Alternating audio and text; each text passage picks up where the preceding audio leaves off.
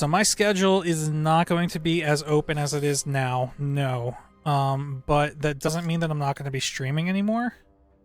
It's just my stream schedule is going to be a lot more, I don't know, I don't want to say random. I'm not going to be on every night, obviously, because 2 to 3 nights during the week, well, 2 nights of the week I'm going to be working, and then the other night I'm going to have to go to bed. Well, I guess all the other nights during the week I'm going to have to go to bed early because I'm going to have to get up super early. But Friday nights and Saturday night, Saturday night, and Sunday nights, I will be on. I don't know if I'll be streaming all those days because I want to get back to making actual YouTube videos again. Like my Halo series is going to start. So I got to get back to recording that. I want to continue recording X-Wing. And at some point, I'd like to go back to Galaxies. So, I don't know. I would like to have like a one night, at least one night a week where I'm always streaming. But we'll have to see what it's like once I actually go back. Yes, Galaxies. I still have, I'm still working on that 2-guild swipe thing. It's just way, like, maybe what I'm trying to do is too ambitious. Because it's way more complicated than Swipe. Swipe was like, hey, let's make a guild and nobody touch anything that wasn't made by the guild. This is a little bit more complicated. And I'm struggling to come up with like an end goal. Like how are we going to determine who wins? Do we even need a winner? Do we have a point system? Like, I don't know. Like what I want to do is really, really cool. But I feel like I need a team of people to help me put it together. But I don't want the people that help me put it together to actually play it, because then they'll know, like, some of the secret stuff that I've got planned. So, I don't know. I need to find people who are willing to forgo playing in the experiment to help me set it up. Anyway, it's in the works. It's going to take me probably another couple months to finish planning what I want it to be. So don't get too excited yet, but keep your eyes open. I'll put it that way.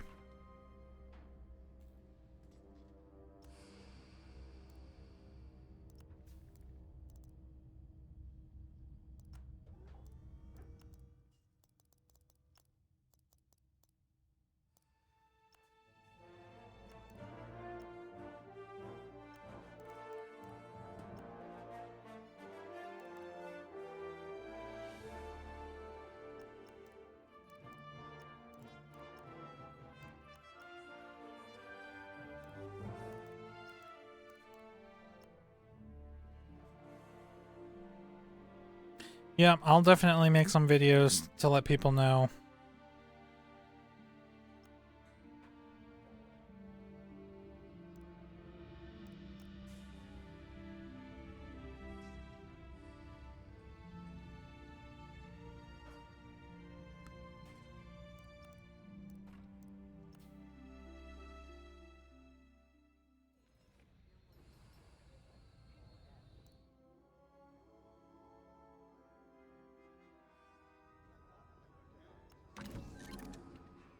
Look at that TIE Defender. Man, it's sexy.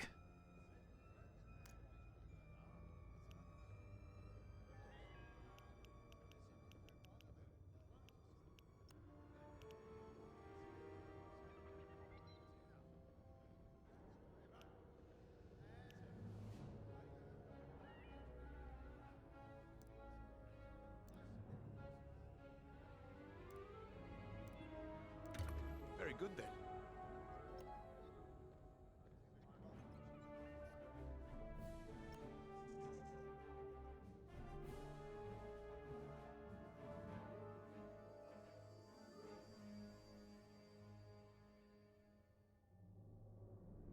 Oh man, look, the TIE Defender even has a window out the back. Nice. Upgrades. Do the others have that? I don't think they do.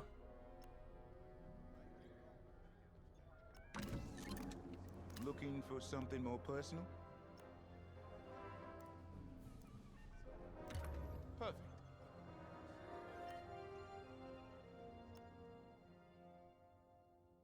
Oh, they do. Huh. I never noticed that. Well, the Interceptor does.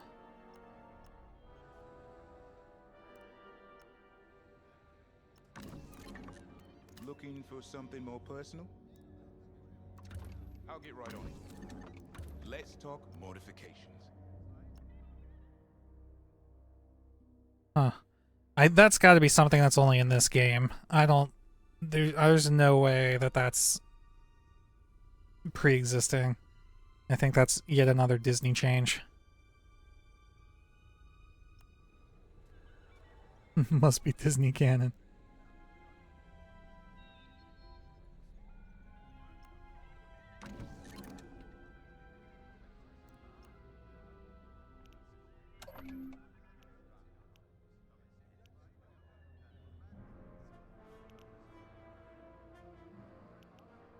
Dude, that's a sexy pilot helmet. Oh, look, I got the Twitch one. That's pretty cool.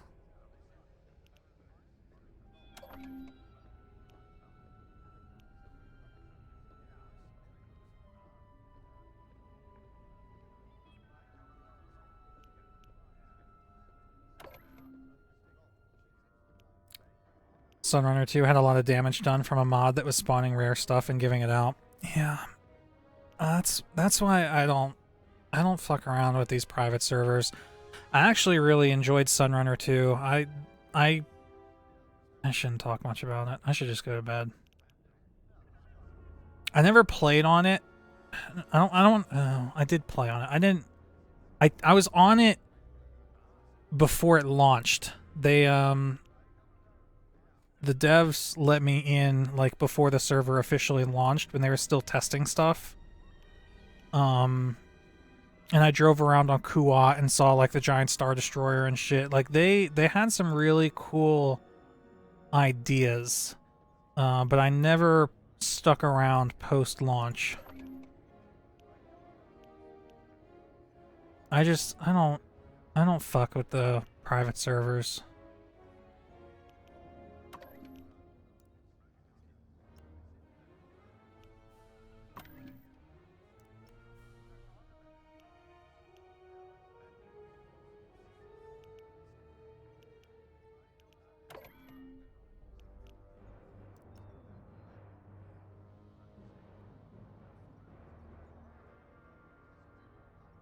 What server was that with Hoth and Coruscant that I played? Well, see, a lot of these private servers share shit. This won't take long. I think the one that I made the video about was Sentinels Republic. Is that what it's called? I don't even remember.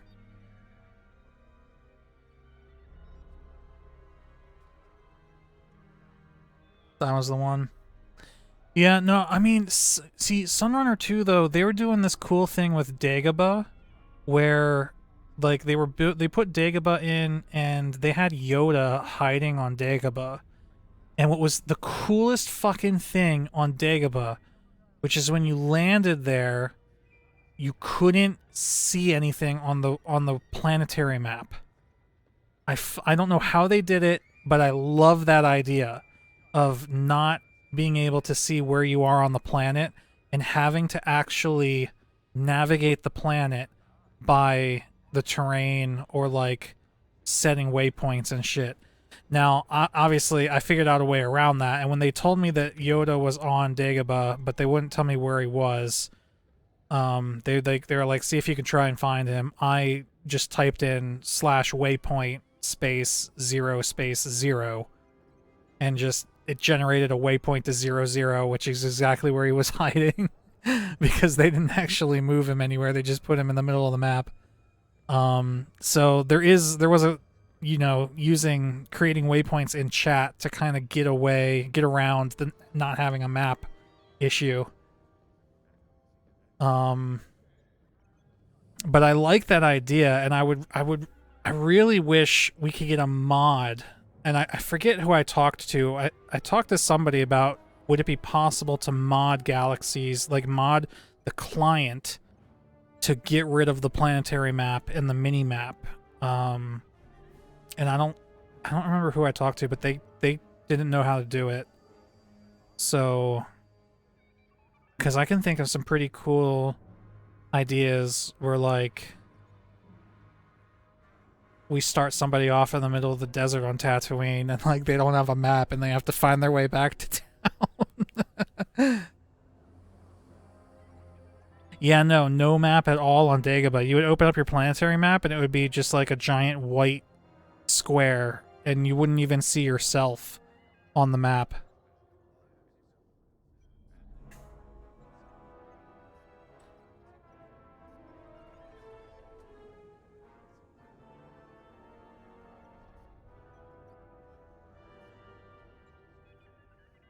Start with Sarlacc pit disease. Give it an Iron Man mode and SWG becomes a roguelike. Say, what's up, Nash? See, like, here's what's crazy. And I know, you know, these survival games have become like the kind of, well, they're not as bad as it used to be. Like, before the Battle Royale mode came out, like, these survival games were like, you know, back when DayZ was popular and then Rust came out and then they had like 7 Days to Die and all these survival crafty games were coming out that were like flooding the market and people were getting sick of them. But then it became Battle Royale with Fortnite and all that, and, you know, PUBG. And now Battle Royale is the one that's kind of flooding the market. So survival games aren't as bad as they used to be. But I was thinking, like, I'm always trying to find clever ways to play Galaxies.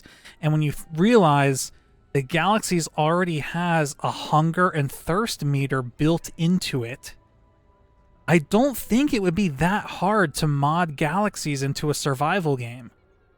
You know, right now in Galaxies, when you eat food or drink a drink, the meter goes up and then slowly drains over time.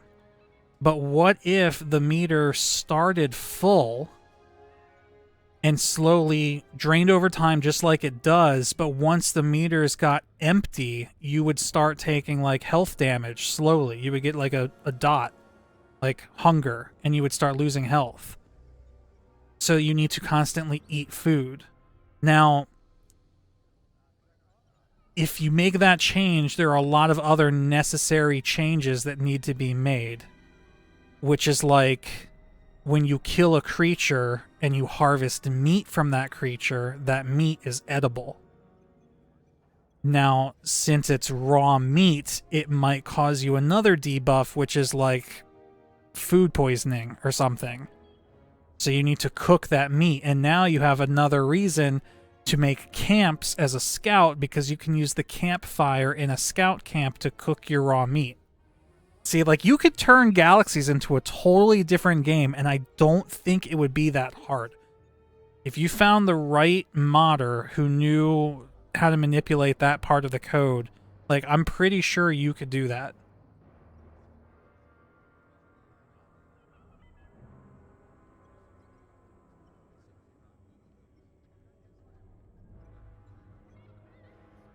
Anyway, thanks for coming to my TED Talk. It's officially May the 5th now. Revenge of the 5th.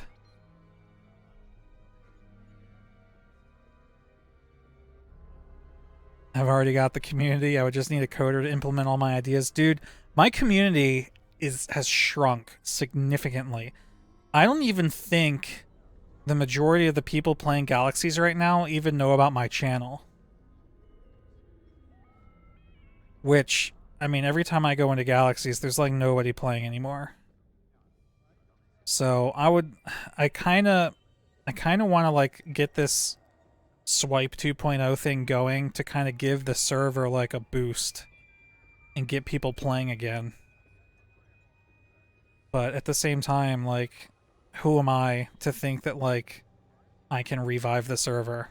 Like, I'm nobody.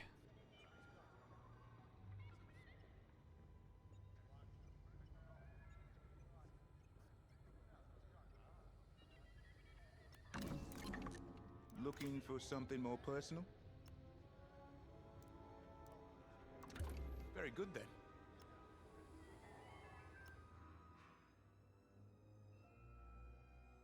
Oh, Look, even the bomber has the rear window, but it's closed. I've heard the basilisk is pretty dead. Yeah, it kind of is.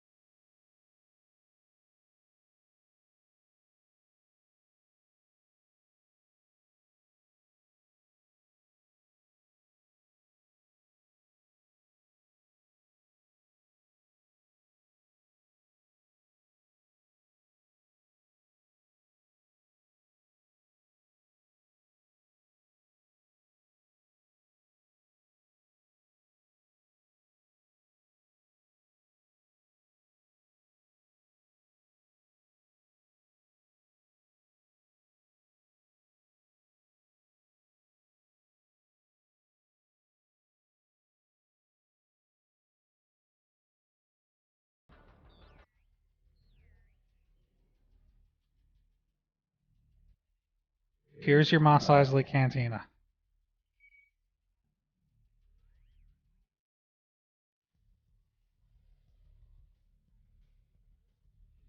God damn it, Pooch.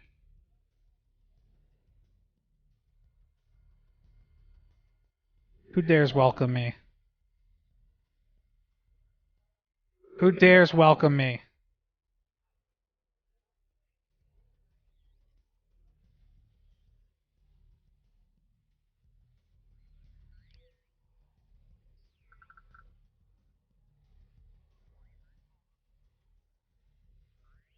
We actually have somebody ATK.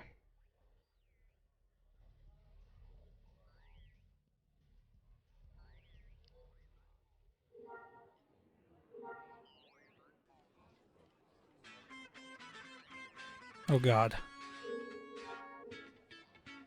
We're just gonna shut that off.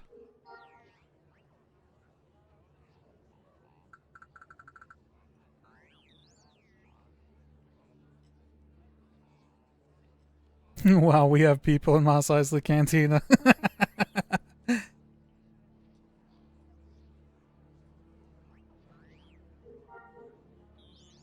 Hey, look at my friends list.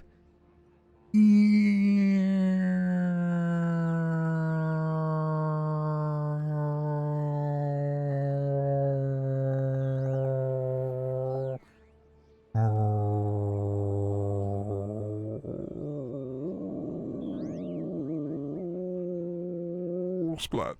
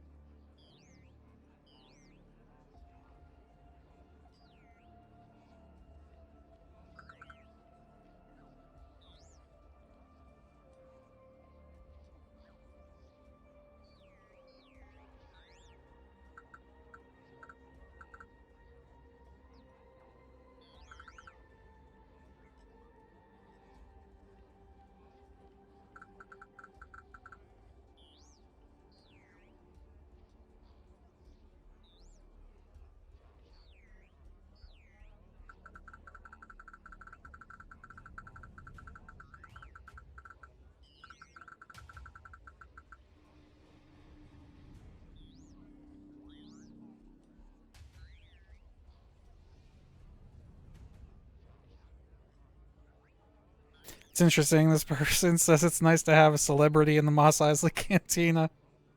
I just says it's more impressive to see an ATK entertainer in the cantina.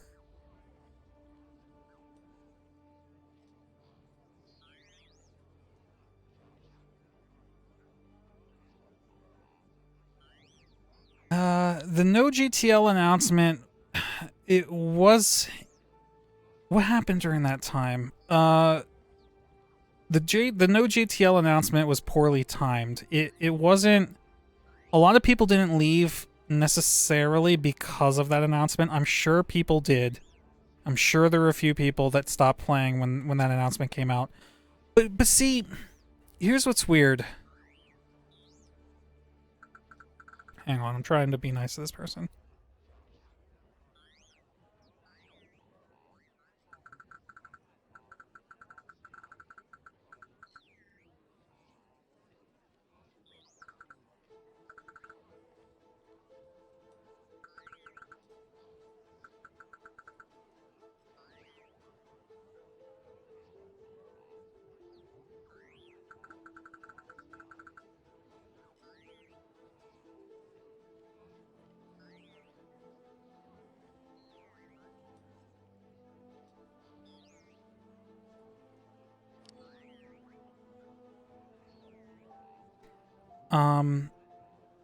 So the JTL announcement, I don't think people really understood what that announcement was.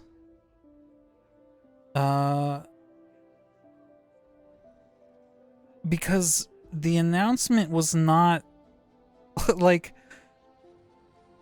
how do I put this into words? JTL was not being delayed anymore since that announcement. It's not like the announcement was, hey, we are no longer working on JTL, or hey, we're going to delay JTL from what we previously said. That's not at all what the announcement was. The announcement was literally, look, we can't do JTL as easily as we thought we could.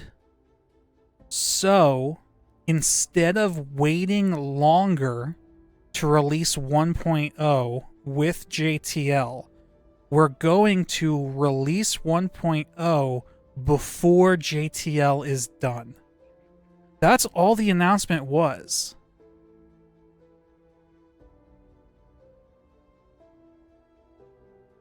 It's still going to take them the same amount of time to make JTL post that announcement than it was pre that announcement. The announcement literally did not move the JTL launch date.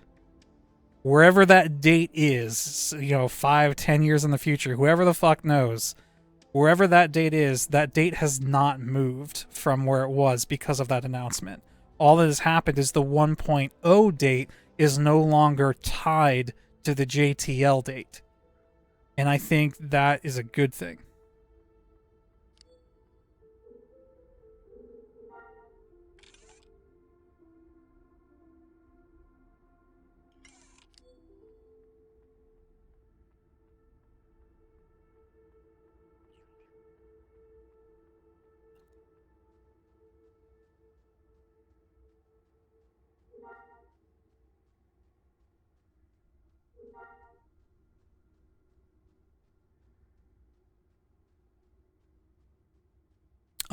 But what we were talking about, so the JTL announcement was just poorly timed because I think I'd have to go back and look at the actual dates. But if I made that rant into a video with a clickbait title, it would get tens of thousands of views. Probably. I really need an editor. Like, if I could find somebody to just take my VODs and turn them into YouTube videos, I would put out so much more content. Because it's really the editing that kills me. Like, I know how to do it, but it's just, it takes so much time.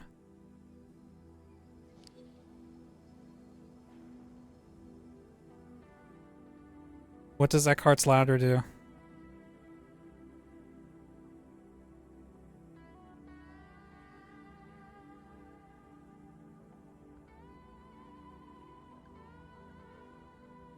Star Wars news videos. Yeah, I don't have that kind of time.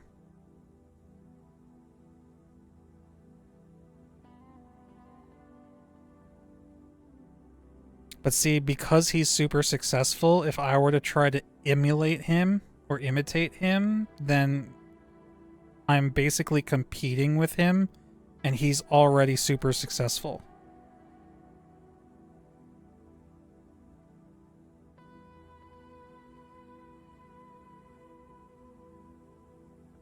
Let me finish this thought, though. So, the other thing that came out right around the same time as the JTL announcement was WoW Classic. WoW Classic came out within days of that announcement. So, like I was saying, I'm sure some people stopped playing Galaxies because of the JTL announcement, but more people stopped playing because of WoW Classic. And Lord Cater has the numbers to verify that, because you can see two dips in the population, one on the JTL date and one on the WoW Classic launch date. And the WoW Classic launch date has a bigger impact on the population than the JTL announcement. Now, sure, you could say, well, maybe people didn't see the announcement on that day or whatever, but the point is, the bottom line is, there are more factors at play than just that.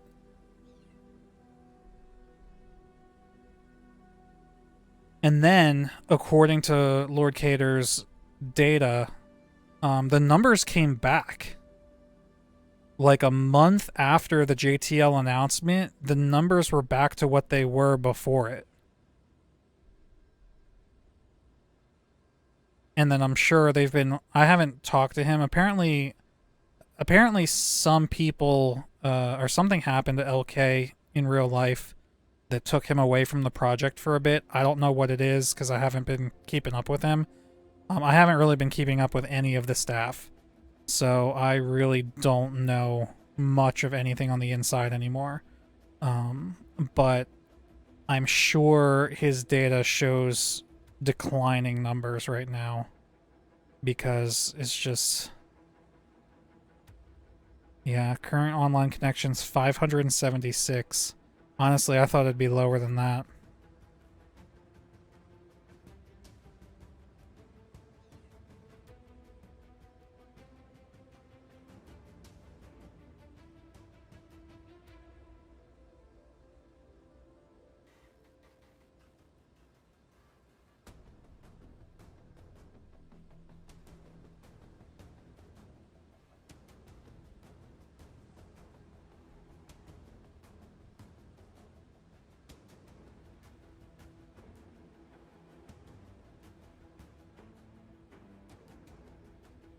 You haven't seen it drop lower than 500 in the last year? I'm sure over half of those are AFK bots, though.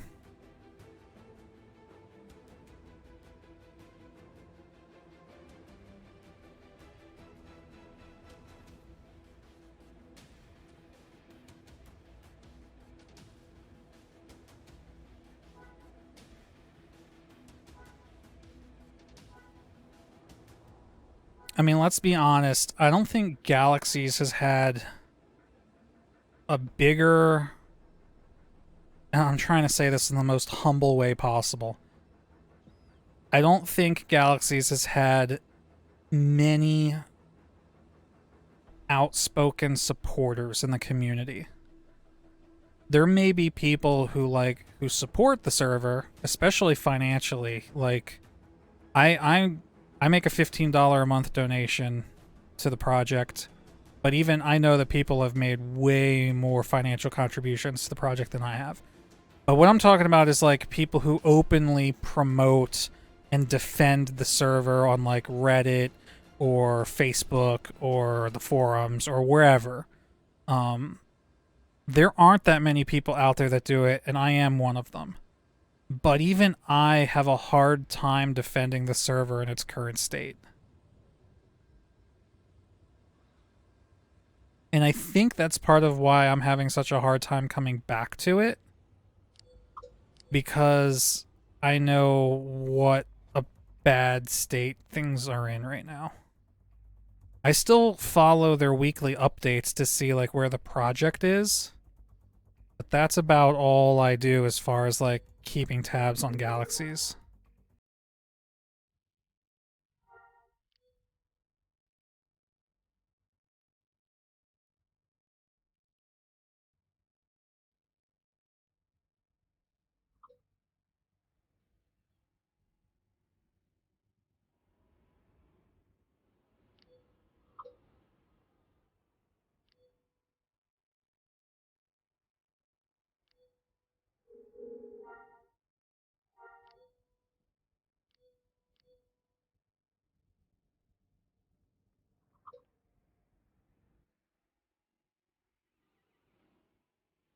When you read about Dupegate on Reddit, it kind of put me off of Basilisk, to be honest. Well, what did you read?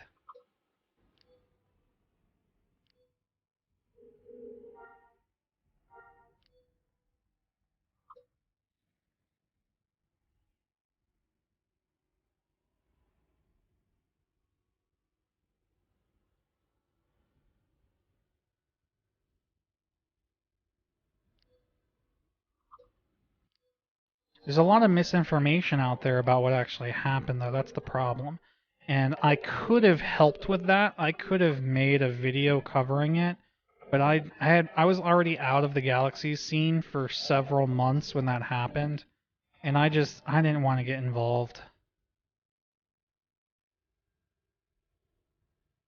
Mods or people with privilege on the server cheesing the loot system. See, that's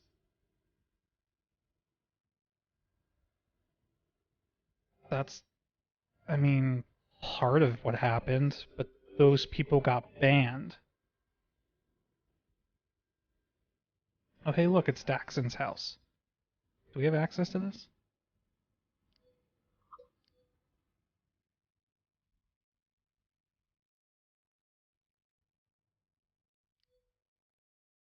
Not admin rights.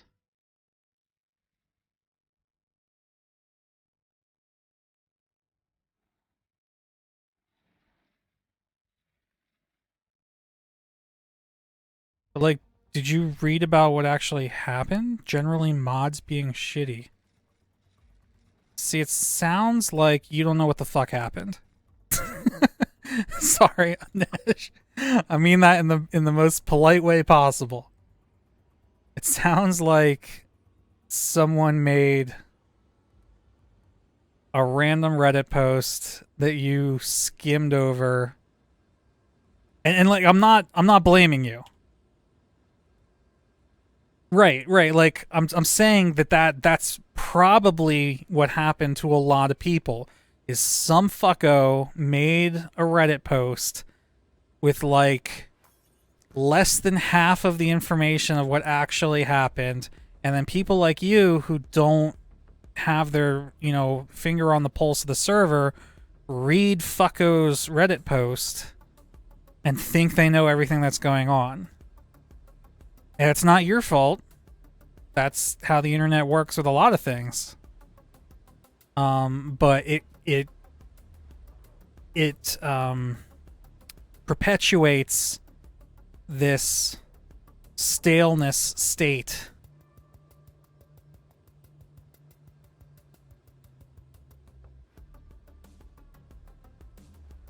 So what happened was oh my god, it's fucking almost 1 o'clock in the morning. I really should not be going into this, but basically what happened was, and even I don't have all the information. So what you hear from me is a partial story, okay?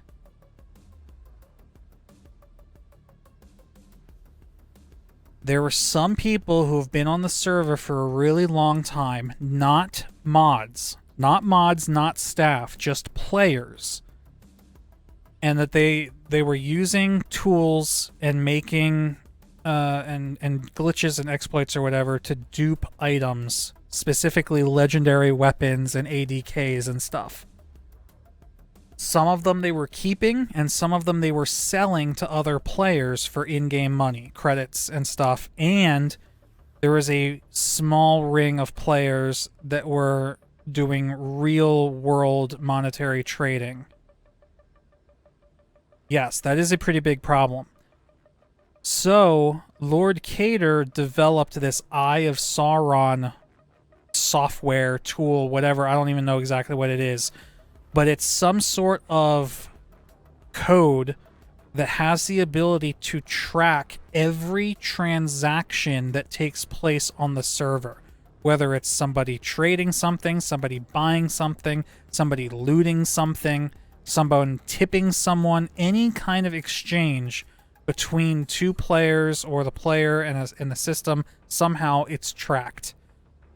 And it can analyze. He won't even tell me everything it does. So I, again, take what I say with a grain of salt, because some of this information is partial information, and some of this information may be me filling in gaps that I have from what he told me. But from what I understand, this tool can parse that information and basically flag abnormal data entries or whatever. I don't know what it would be.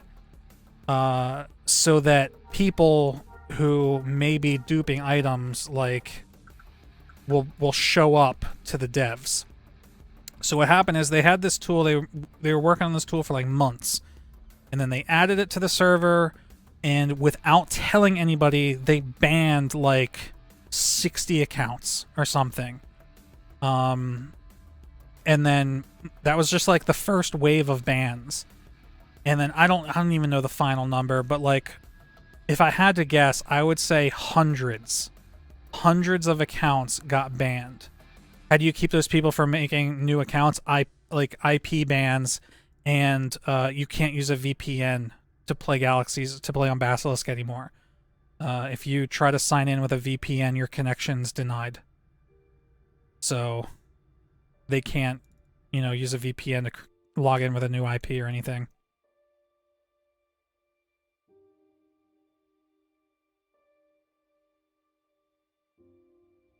So that, I don't think anybody at that point was upset. How does it detect the VPN? I have no idea.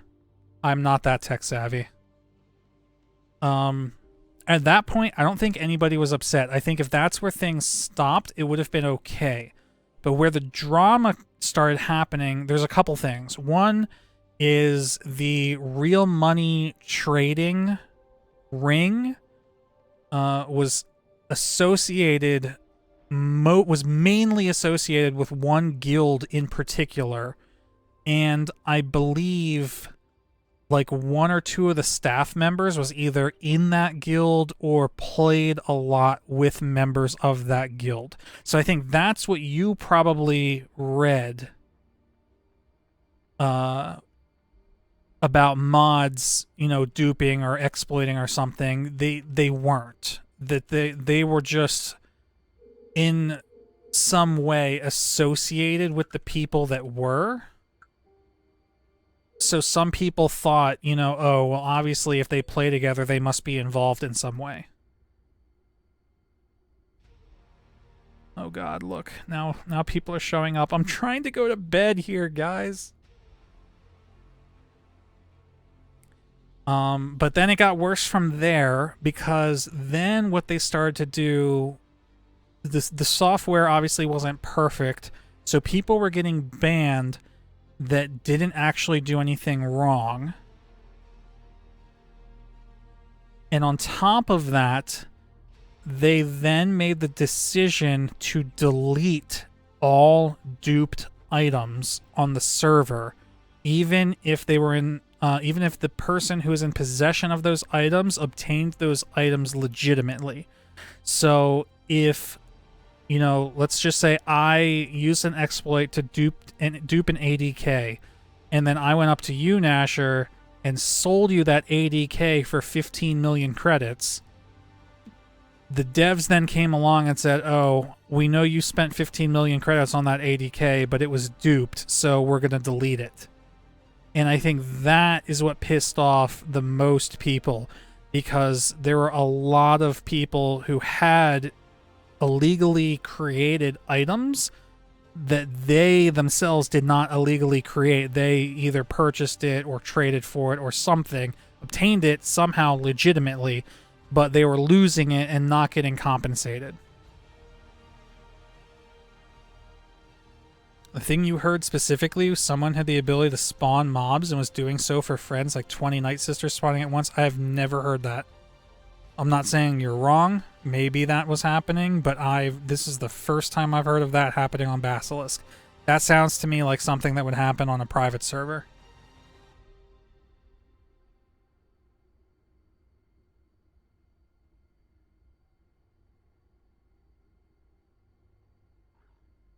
Hey, Hicks. I'm doing alright. I'm trying to go to bed, though.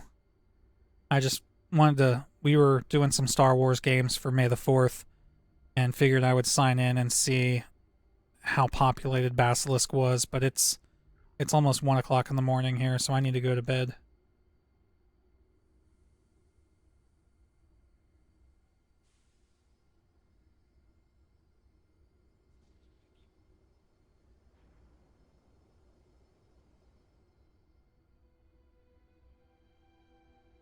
But anyway, that, like I said, that might not be everything that happened. There may be more stuff that happened that I'm not aware of, but from where I sit and from what I know, that's what happened. Yes, there was an organized group of people to help compensate people. I was a part of that, and I think I made a video about that. Yeah, I think I did.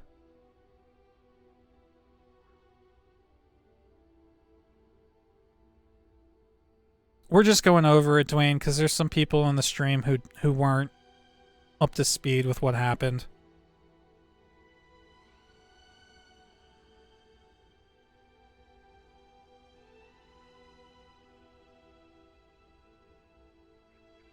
I think there's a lot of problems. I think, first of all, the timing was terrible. You know, the JTL announcement, WoW Classic, and then Dupegate all happened super close to each other. So I think the project might have done better if those events were all spaced out, but having all of those events within the same, you know, couple weeks to a couple months time frame really had a exponential impact on the decline of the population. I also think that having the coders and, you know, the devs and quality assurance and all them, having them have direct communication with the public is probably not a good idea. And I've voiced this to the devs many times, saying that they need like a community relations person that is the face of the staff, even if they had multiple community relations managers or something, you know, like Vlada used to be on the forums, but somebody who's nicer than Vlada would be nice, who deals with the public and then translates pretty much like what the public is saying into digestible information for the devs. Because when you're a programmer who spends months working on like some piece of code, and then you finally put it out and you log onto the forums to see like how people respond to it, and all you read is like the toxicity and shit talking of the fucking populace, like it's really heartbreaking.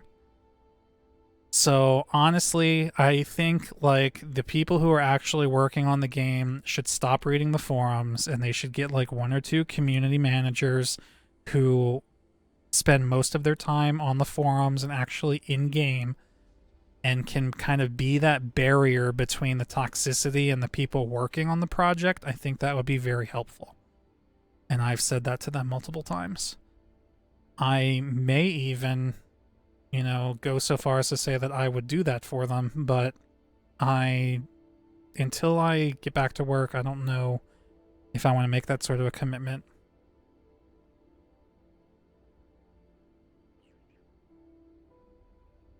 I also, you know, I also enjoy my independence from the project. I like being not officially associated with staff. See, the problem is I want my cake and I want to eat it too.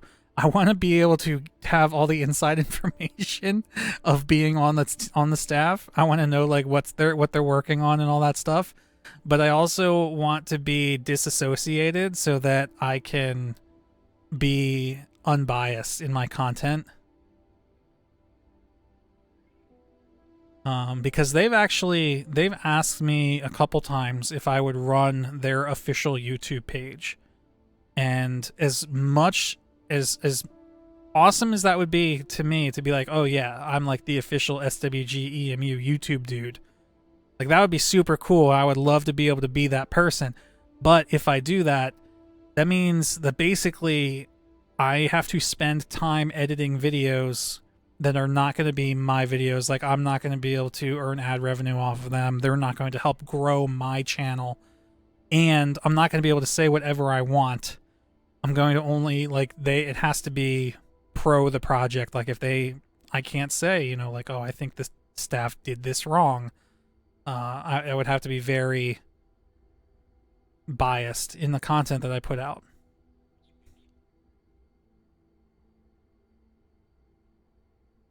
Not worth it. Yeah, it may grow my channel. No, it would grow their channel. And I guess like some people would be like, oh, well, sure, let's go check out Mobius's actual channel. But I've got enough video projects that need my time already, like Fortune of the Liberator and other shit that I already don't put the time into that I should.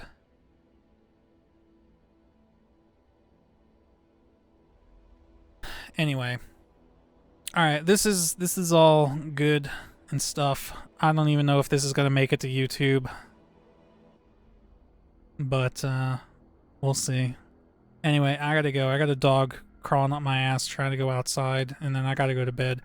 So I'm shutting the stream down. But thanks for hanging out, guys. May the 4th, Revenge of the 5th, all that stuff. Have a good night. I'll see you guys tomorrow.